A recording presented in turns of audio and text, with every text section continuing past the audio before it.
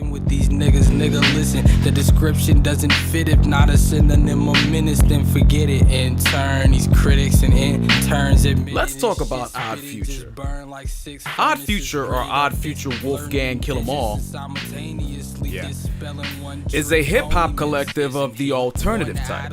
Led by Tyler the Creator, other members include Haji Beats, Domo Genesis, Mike G, Frank Ocean, and Earl Sweatshirt, and 40 others. While Frank Ocean is the more talented of the crew, Tyler the Creator and Earl Sweatshirt are easily the best rappers of the collective. Tyler the Creator's Yonkers, which came out in 2011, was my first introduction into the Odd Future world, and I replayed the shit out of that record.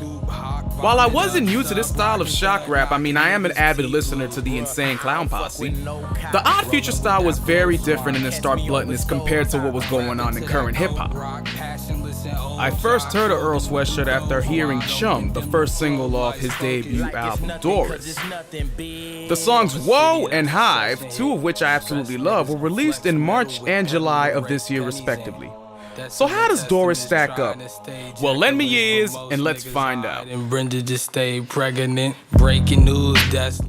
You know, all throughout me listening to Doris, I kept asking myself, is this a Tyler the Creator album? Not talking about the overall scope, but in Earl's voice and delivery. Granted, Tyler has more of an aggressive tone, but the two are somewhat indistinguishable to me. A little bit. Somewhat. Aside from that, this is a damn good debut. It opens with Pre, and it appears to be a parody of Trinidad James's All Gold Everything, as he uses the same cadences in his delivery that James used, only better. Where we going to? A new life, a new world. Pop that molly, we hard body. The production on the album is signature Odd Future, with the use of obscure and the unorthodox, while having it sound like a nod to the old school hip hop sound of the late 80s and early 90s. Cry about it, but don't deny that Dom's got the realest flows. My eyes is feeling low, pulling on the killer dro.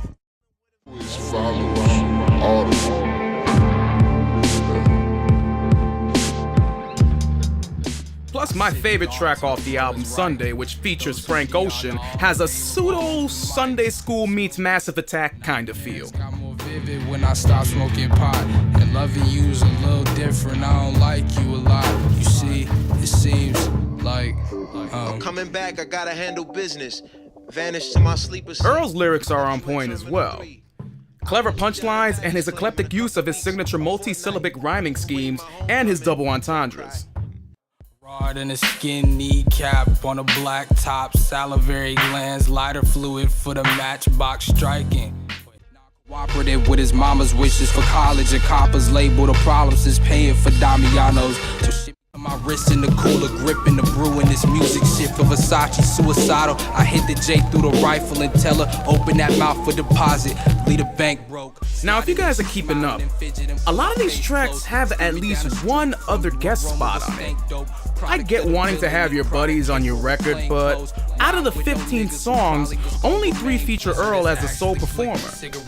For an actual debut album, it's kind of distracting because it gives off a mixtape vibe, and I know that's not what Earl and Odd Future was going for.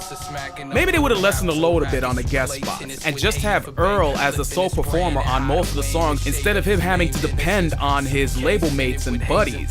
He doesn't need that. He's a good enough lyricist to show off his prowess on his debut, but to be fair, he does hold his own and can show that he could carry the weight of the song from start to finish. This fucking cattle brands wearing flannel thongs, grab a ball, my man, some food, beer, tag along, get a nice spanking. I'm sure you guys have heard of the term acquired taste.